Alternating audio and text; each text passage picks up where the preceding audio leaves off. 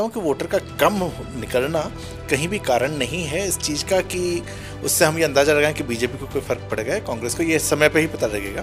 कांग्रेस की रणनीति जो थी वो इस पूरे चुनाव को जाति के आधार पर एक तरह से पोलराइज करने की पूरी रणनीति थी। चुनाव का समय था, गिरधारी लाल जी थे, तो मैंने उनसे कहा कि सर कैंडिडेट तो मजबूत हैं, तो वो कट्टर कांग्रेसी थे। कहते हैं काय का मजबूत, बीजेपी जयपुर में चूहा खड़ा कर दे तो चूहा जीत जाएगा, यहाँ तो चूहे को भी लोग वोट दे देंगे, बस बीजेपी का सिंबल होना चाहिए। तो युवा तो निराश ही था, उनकी तरफ से कोई खास उत्साह भी इस इलेक्शन में नहीं देखने को मिला। ओवरऑल जो वोटिंग परसेंटेज जो रहा है वो वही जो बटा हुआ वोटर है, जो फिक्स वोटर है वो ही गिरा है। तरीके के जो नया वोटर होता है जो किसी उद्देश्य के साथ वोट डालता है वो वोट नहीं गया और यही कारण है कि वोटिंग परसेंटेज भी गिरा था। राजस्थान में लोकसभा की 25 सीटें हैं जिन सब पर मतदान हो चुका है। अब आज हम बताएंगे आपको कि किन सीटों पर क्या माहौल है, लेकिन पहली शुरुआत करते हैं जयपुर शहर से। एग्जिट पोल जो है वो पत्रकारों के नज़रिए से क्या है, जो राजनीतिक विश्लेषक हैं उनके नज़रिए से कैसा हो सकता है, क्या इस बार बीजेपी अपनी जीत की हैट्रिक लगा पाएगी या कांग्रेस अपना खाता जयपुर शहर में खोल पाएगी, क्योंकि पिछले अगर देखा जाए 89 से लगातार यहाँ पर भाजपा जीत रही। 2009 में महेश जोशी ने उस जीत का जो रथ था उसको रोका था। इसी पूरे मामले को लेकर के हमारे साथ तीन वरिष्ठ पत्रकारों का पैनल मौजूद है। इनसे बातचीत करेंगे कि जयपुर शहर का जो एग्जिट पोल है वो क्या हो सकता है। डॉक्टर शिप्रा माथुर हैं, समझते हैं क्या मैम इस बार जो है राजस्थान में जयपुर शहर की चर्चा करते हैं, क्या एग्जिट पोल है आपके नज़रिए से, किन समीकरणों पर चुनाव हुआ है? नहीं, समीकरण तो देखिए, क्योंकि जयपुर वाली सीट की अगर हम बात करें तो सेफेस्ट सीट है बीजेपी के लिए। अगर आप जैसा कह रहे हैं कि 89 से लगातार भाजपा के खाते में गई है, एक्सेप्ट 2009 जब महेश जोशी चुनाव लड़े थे। और वो भी एक दूसरा फैक्टर था कि जो गिरधारी लाल भार्गव थे उनका निधन होने के बाद उनके बेटे को टिकट मिलने की उम्मीद थी, लेकिन घनश्याम तिवारी को जब टिकट दिया तो वो लोगों को शायद नापसंद आया इस वजह से। लेकिन 2014 का चुनाव देखें, 2019 का चुनाव देखें तो जीत का भी अगर हम मार्जिन देखें तो 24% से लेकर 33%, तो ये जीत का मार्जिन भाजपा के हिस्से का रहा है।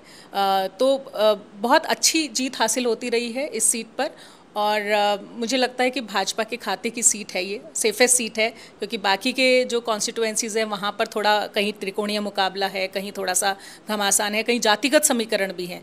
लेकिन ये सीट ऐसी है जहाँ जाति की उस तरह से बात नहीं है और भाजपा के फेवर के साथ ही जो मोदी का जो माहौल है उसको भी, क्योंकि वहाँ जब जाके देखा उस कॉन्स्टिट्यूएंसी में तो मुझे लगता है कि भाजपा के खाते की सीट लगती है ये वाली। एग्जिट पोल में बीजेपी यहाँ पर जीतती हुई दिख रही है, बिल्कुल क्लियरली जीतती हुई लग रही है। और ये सीट ऐसी है क्योंकि विधानसभा के मायने में देखें तो विधानसभा की जो 8 सीटें हैं उसमें से 6 सीटें जो हैं वो भाजपा के हिस्से की हैं इस इलाके में। तो उस लिहाज से भी देखें कि सारे समीकरण भी अगर हम बिठाते हैं तो भी सेफ़ है, माहौल के लिहाज से भी सेफ़ है। और जिस तरह का जातिगत जो टकराव बाकी की सीटों पर नज़र आ रहा है उस तरह का टकराव यहाँ पर नहीं है। और पिछले चुनाव का भी जो मैं कह रही हूँ कि 2014 में 24% का मार्जिन केवल खाते 24% वोट आए कांग्रेस के, 33% वोट मिले 2019 में कांग्रेस को। तो उस लिहाज से भी अगर हम मार्जिन देखें तो मुझे लगता है कि भाजपा जो है वो बढ़त में लगती है यहाँ पर। भाजपा बढ़त में। हमारे साथ नवीन चौधरी जी हैं, राजनीतिक विश्लेषक हैं। इस बार यहाँ पर मतदान कम हुआ है, कहा जा रहा है कि 4% मतदान कम हुआ है, उसका असर भी हो सकता है। कुछ लोग कह रहे हैं कि मंजू जी की जो जीत होगी, जो भाजपा के कैंडिडेट हैं, बहुत बड़ी होगी, लेकिन मतदान कम होने से ये बात साफ नज़र नहीं आ रही। आपको क्या लगता है, क्या एग्जिट पोल हो सकता है यहाँ का? मतदान कम होने से हम ये अंदाज़ा क्यों लगा रहे हैं कि बीजेपी का ही वोटर कम हुआ है। वोटर जो है कई चीज़ों पे हो सकता है, उसको लग रहा हो कि भाई हम तो जीत ही रहे हैं, बीजेपी का वोटर होगा तो नहीं जा सकता। कांग्रेस का वोटर हो सकता है इसलिए ना निकल रहा हो कि अरे हार ही रहे हैं, जाके करना क्या है। तो कई कारण हो सकते हैं। इसलिए मैं ये मानता हूँ कि वोटर का कम निकलना कहीं भी कारण नहीं है इस चीज़ का कि उससे हम ये अंदाज़ा लगाएं कि बीजेपी को कोई फ़र्क पड़ेगा। कांग्रेस को ये समय पे ही पता लगेगा। वर्तमान जो स्थिति है ये बीजेपी के पक्ष में ज़्यादा है। शिप्रा जी ने जैसी बात की कि जयपुर जो सीट है ये आज तक आज़ादी के बाद से आज तक 2 बार जो है सिर्फ कांग्रेस को मिली है। एक बार इंदिरा गांधी जी की मृत्यु के बाद, दूसरा आपने महेश जोशी जी की बात की। तो इसके अलावा ये सीट प्राइमरी जो है वो बीजेपी की सीट है। मेरे एक टीचर की बात मुझे याद आती है। एक दिन हम चुनाव का समय था, गिरधारी लाल जी थे, तो मैंने उनसे कहा कि सर कैंडिडेट तो मजबूत हैं, तो वो कट्टर कांग्रेसी थे। कहते हैं काय का मजबूत, बीजेपी जयपुर में चूहा खड़ा कर दे तो चूहा जीत जाएगा, यहाँ तो चूहे को भी लोग वोट दे देंगे, बस बीजेपी का सिंबल होना चाहिए। तो ये जो फैक्टर था वो उनका फैक्टर एकदम फैक्ट है कि अगर आप देखें आज तक तो बीजेपी का सिंबल अपने आप में बहुत बड़ा यहाँ पर है, स्ट्रांग है। चाहे जातिगत समीकरण की बात करें, चाहे आप लोगों के थॉट प्रोसेस की बात करें, वो लोगों का कहीं ना कहीं बीजेपी के साथ एक अटैचमेंट शुरू से रहा है। यहाँ से दरअसल छात्र नेता रहे और एक बार लोकसभा चुनाव हार चुके हैं, 2 बार यहाँ से विधायक रहे, कैबिनेट मंत्री रहे। प्रताप जी का जो प्रचार करने का जो तरीका था, लोगों का उन्होंने थोड़ा सा छद्म रूप अपनाया है, इसका लाभ उन्हें मिल सकता है, इसका कोई नज़रिया समझ में आ रहा है आपको? अब प्रताप जी देखिए, विधानसभा की बात अलग हो जाती है, लेकिन जब हम बात करें, और विधानसभा में इस बार तो इतना सब कुछ होते हुए वो गोपाल शर्मा जी एकदम नए थे, उनके सामने हार गए। पहला चुनाव जब लड़े थे प्रताप सिंह जी छात्र संघ अध्यक्ष होने के बाद, तो उस समय जिस तरह की रैली जयपुर में निकली थी कहीं नहीं निकली। तो लगता था कि प्रताप सिंह जी जो है बहुमत से निकलेंगे, पर प्रताप सिंह जी नहीं जीते। तो प्रताप सिंह जी माहौल बनाने में एक्सपर्ट हैं, इसमें कहीं कोई कमी नहीं है। तो वो माहौल अच्छा बनाते हैं और बातें अच्छी करते हैं, मीडिया के लिए बाइट्स बहुत अच्छी देते हैं, लेकिन वोट में जब कन्वर्जन होना है उसका, वो कन्वर्जन उनका नहीं होता दिखता है, कन्वर्जन नहीं हो रहा है। और हमारे साथ युवा पत्रकार हैं रमेश कुमावत जी। रमेश जी, आपने पूरा चुनाव देखा जयपुर शहर का, मैंने कई जगह आपको देखा भी, क्या लगता है इस बार क्या माहौल हो सकता है यहाँ पर? एग्जिट पोल क्या आ रहा है आपकी तरफ से? ये निश्चित तौर पर बीजेपी की सीट है और बीजेपी की तरफ ही जाती हुई दिख रही है। एक जो परसेप्शन वोटर परसेंटेज कम होने को लेकर माना जा रहा है, उसमें निश्चित तौर पर मैं नवीन जी की बात से सहमत हूँ कि ये सिर्फ बीजेपी का नहीं, कांग्रेस का वोट बैंक जो है वो भी कम पड़ा है, उन्होंने भी कम वोट डाला है। स्पेशली मुस्लिम इलाकों की मैं बात करूं, वोटिंग वाले दिन की बात हो या फिर उससे पहले के दिनों में मैं देख रहा था कि उन लोगों में उतना उत्साह नहीं था। एक आम परसेप्शन बना हुआ है कि ये कांग्रेस के फेवर में जाने वाले वोट हैं, तो इस बार उनमें भी वोटिंग परसेंटेज बहुत कम देखने को मिला। हालांकि ओवरऑल 8 विधानसभा वाइज देखे जाए तो किशनपोल हो, चाहे आदर्श नगर हो, या फिर जो हवा महल है जहाँ पर मुस्लिम डोमिनेंट है या फिर जहाँ पर बड़ी संख्या में वोटर है, वो बाकी के विधानसभा सीटों वाइज तो ज़्यादा वोटिंग परसेंटेज रहा है। तो इस बात से ये भी अंदाज़ा लगा पाना कि जो वोटिंग परसेंटेज है वो कांग्रेस का नहीं गिरा है, वो वहाँ पर भी गिरा है, लेकिन मोटा मोटी यही समझा जाएगा कि टक्कर दी जा सकती थी अगर उन कार्यकर्ताओं में उत्साह जगाया जाता। तो प्रताप सिंह खाचरियावास की तरफ से जिस तरीके से एक स्ट्रेटजी के तहत शुरू में ये माना जा रहा था कि वो कहीं ना कहीं उनका जो कॉन्फिडेंस है वो कमज़ोर है, इस वजह से वो इलेक्शन लड़ रहे हैं, लेकिन बाद में सामने आया कि ये उनकी एक स्ट्रेटजी थी जिसकी तरह वो मतलब एक इमोशनल अपील लोगों के बीच कर रहे थे। लेकिन अगर ये बाद में एक्सपोज भी हो गया जिसकी वजह से उनको नुकसान भी हुआ। अगर वो फुली कॉन्फिडेंस से इलेक्शन लड़ते तो शायद इन 3 सीटों के दम पर वो एक अच्छा इलेक्शन लड़ सकते थे, लेकिन उसके बावजूद अच्छा वोट उनके पक्ष में भी गिरा है। लेकिन मंजू शर्मा में भी इतना कॉन्फिडेंस नहीं दिखा, क्योंकि 2008 का वो विधानसभा चुनाव हवा महल से महज लगभग 500 वोटों के अंतराल से हारी थी, तो कॉन्फिडेंस उनमें भी उतना नहीं था। लेकिन प्रताप सिंह खाचरियावास थोड़ा यहाँ पर कमज़ोर रहे और उसका जो फ़ायदा है वो मंजू शर्मा को मिला। यहाँ पर कहा जा रहा था कि प्रताप सिंह जो टिकट कटा सुनील शर्मा का, उसके बाद जब प्रताप को टिकट मिला तो कहा जा रहा है ब्राह्मण वोटर्स जो थोड़ा बहुत कांग्रेस की तरफ जा रहे थे वो चले गए भाजपा की तरफ, इसलिए प्रताप ने ऐसी स्ट्रेटजी अपनाई कि कम से कम वहाँ पर क्षत्रिय और मुस्लिम वोटर्स उनके साथ आए, क्योंकि उसमें प्रताप ने कई बार ये कहा कि क्षत्रिय नाराज हैं। इस स्ट्रेटजी का क्या लाभ मिलता दिख रहा है आपको? इसका लाभ मिला है, लेकिन उससे ज़्यादा अच्छी स्ट्रेटजी मंजू शर्मा ने अपनाई।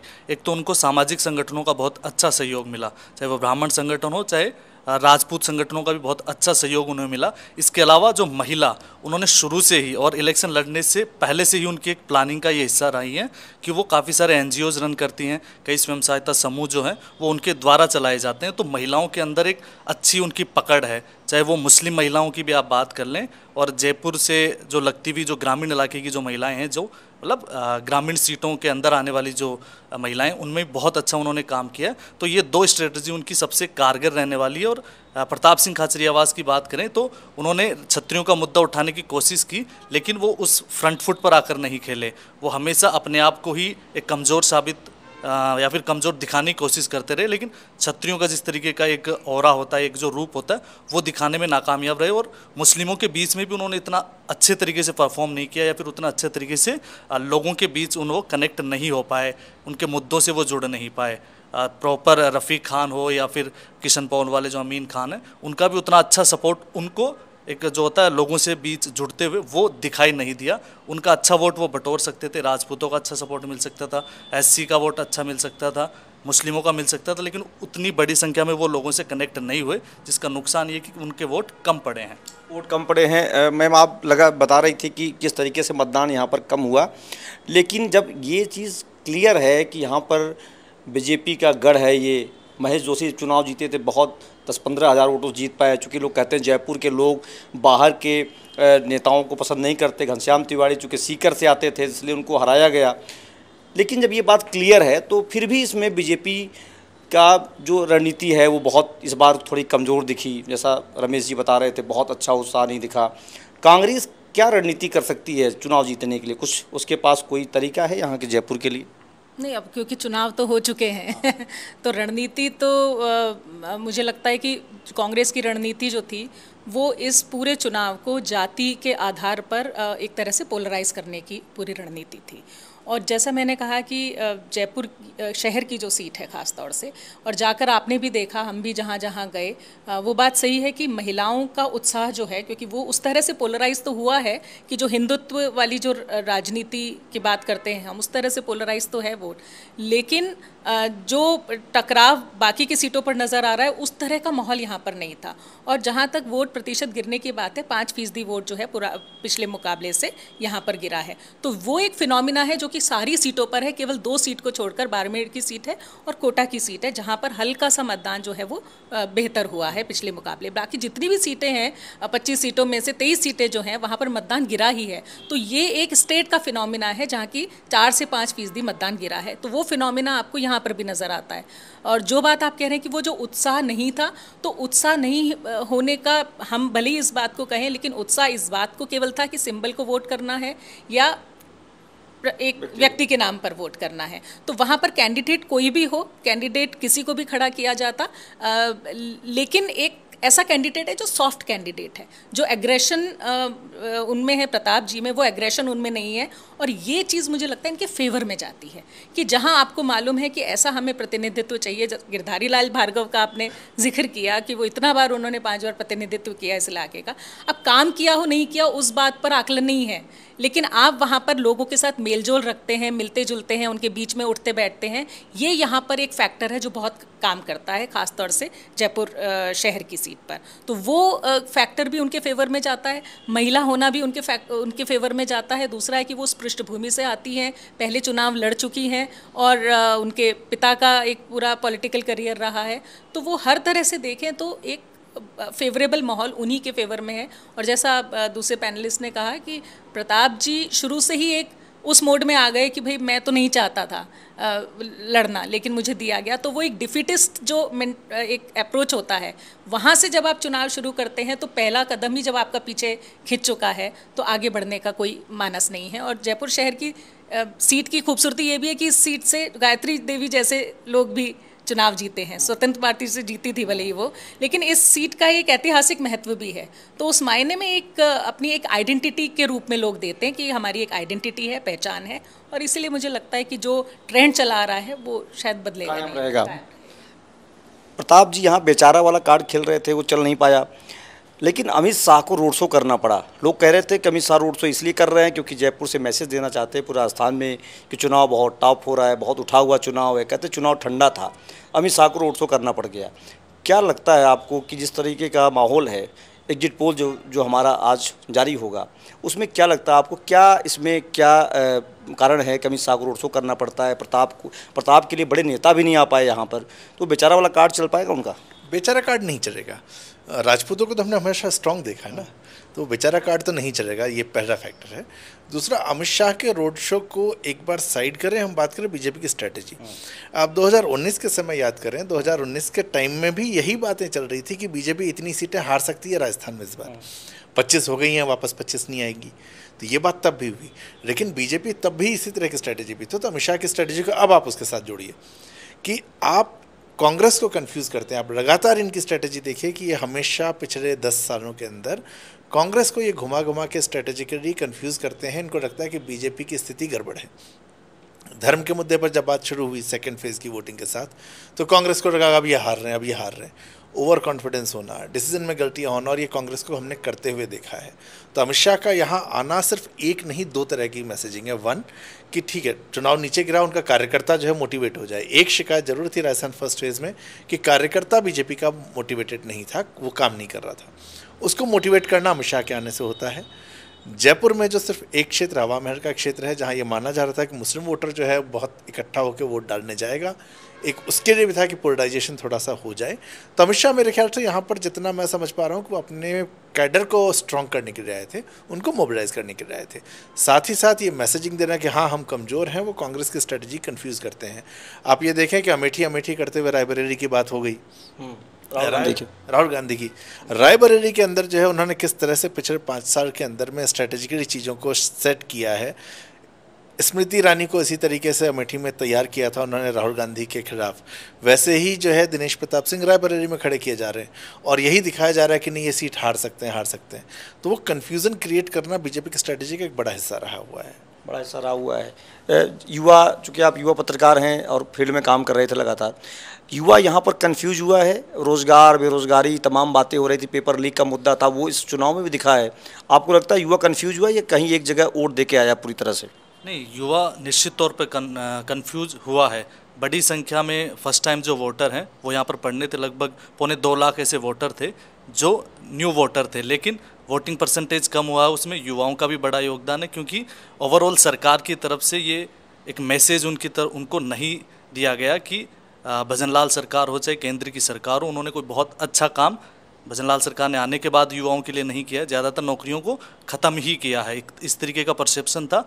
और प्रताप सिंह खाचरियावास, चूँकि वो पहले 5 साल सरकार में रहे हैं, उनकी तरफ से कोई बहुत अच्छा काम किया नहीं गया, तो युवा तो निराश ही था। उनकी तरफ से कोई ख़ास उत्साह भी इस इलेक्शन में नहीं देखने को मिला। ओवरऑल जो वोटिंग परसेंटेज जो रहा है वो वही जो बटा हुआ वोटर है, जो फिक्स वोटर है, वो ही गिरा है। जो डायरेक्ट कनेक्टेड है या तो प्रताप सिंह खाचरियावास या कांग्रेस या फिर मंजू शर्मा या बीजेपी, वही वोटर गया है। कोई खास तरीके के जो नया वोटर होता है, जो किसी उद्देश्य के साथ वोट डालता है, वो वोट नहीं गया, और यही कारण है कि वोटिंग परसेंटेज भी गिरा था। अब फाइनल कट कर लेते हैं कि जयपुर शहर का क्या एग्जिट पोल है, आपके नज़रिए से कितनी बड़ी जीत होगी? कम वोटों से, अधिक वोटों से, किसकी जीत होगी? मुझे लग रहा है कि बहुत कंफर्टेबल विन होगा, और बाकी की सीटों के मुकाबले मुझे लगता है कि मार्जिन ठीक ठाक अच्छा रहेगा यहाँ। भाजपा की जीत, जी, भाजपा की जीत अच्छी होगी। भाजपा की जीत अच्छी होगी, मार्जिन भी बेहतर रहेगा, और सबसे जो सेफेस्ट चीज़ मान रहे हैं कि इसमें कोई कन्फ्यूजन नहीं है यहाँ पर कि भाजपा के हक में जाएगी, अच्छे मार्जिन से आएगी। फाइनल कट है नवीन जी, क्या है, कितनी बड़ी जीत होगी? बड़ी जीत होगी, छोटी जीत होगी, या हैट्रिक लगाने से बीजेपी रुक जाएगी? नहीं, बीजेपी आ रही है यहाँ पे, इसमें तो कोई डाउट नहीं है। मुझे लगता है 1 से 1.5 लाख का मार्जिन बड़े आराम से हो सकता है। हार जीत का आपके हिसाब से फाइनल कट क्या है? मेरे हिसाब से पहले ये सीट टॉप 3 में रहने वाली थी, राजस्थान में सबसे बड़ी जीत में, लेकिन अब टॉप 5 में है। टॉप 5 में सबसे बड़े मार्जिन से जयपुर सीट रहने वाली बीजेपी के पक्ष में। बीजेपी जीतेगी यहाँ? हाँ, बिल्कुल। तो ये जयपुर शहर का एग्जिट पोल है, जहाँ से हमारे पास 2 वरिष्ठ पत्रकार और राजनीतिक विश्लेषक, 3 लोग मिलकर के, जिनसे हमने चर्चा की। यहाँ जयपुर शहर जो है वो बीजेपी यहाँ पर जीत की हैट्रिक लगाते हुए दिख रही है। एग्जिट पोल के हिसाब से यहाँ पर भाजपा की जीत होगी। हालांकि बीजेपी के लोगों का कहना है कि बहुत बड़ी जीत होगी, लेकिन जो यहाँ के एग्जिट पोल को देखे, जो बातचीत का, बीजेपी चुनाव जीतेगी। मार्जिन कम हो सकती है, क्योंकि पिछली बार बीजेपी यहाँ 4.5 लाख अधिक वोटों से चुनाव जीत करके आई थी, मतदान कम हुआ है। तमाम सारे फैक्टर्स, तमाम सारे समीकरण यहाँ पर काम कर रहे थे, उनके बीच में चुनाव हुआ है।